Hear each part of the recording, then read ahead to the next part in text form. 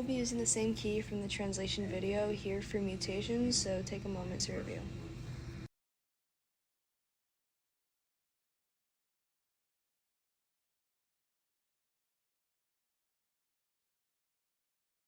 Here is a look into the ribosome.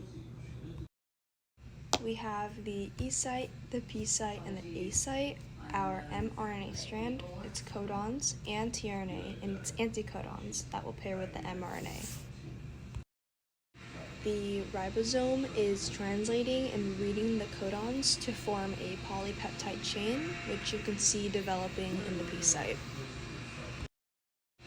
Right now, focus on the GUU with the little red arrow pointed at it.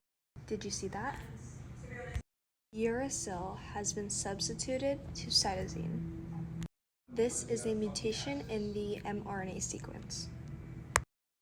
The good news, though, is that this is a silent mutation, meaning that even though there is a change in the mRNA bases, that mutation does not have any effect on the amino acid sequences. So, being more specific, GUU codes for the amino acid valine. GUC also codes for valine. The tRNA will proceed to do its job as if nothing happened and pair with the codon. Again, this mutation is a silent mutation because it does not affect the phenotype. Now we will be going over a nonsense mutation.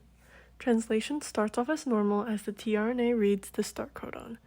However, the next coded amino acid has a change in its sequence. It goes from UAC, which usually codes for tyrosine, to UAA.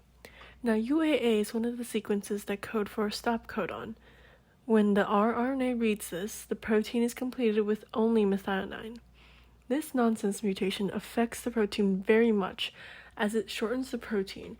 In comparison to the original sequence, the protein would have been a lot longer. The earlier this mutation happens, the larger the effect it will have on the protein. In this case, the protein will be nearly unfunctional as it happens right at the beginning of translation. Finally, we will go over a frameshift mutation, specifically deletion. Translation will start off as normal as tRNA brings the first amino acid of the sequence. The next codon, CAG, codes for glutamine. The following codon, CUA, codes for leucine. However, one of the nucleotides in the second codon is going to be deleted and removed from the mRNA sequence.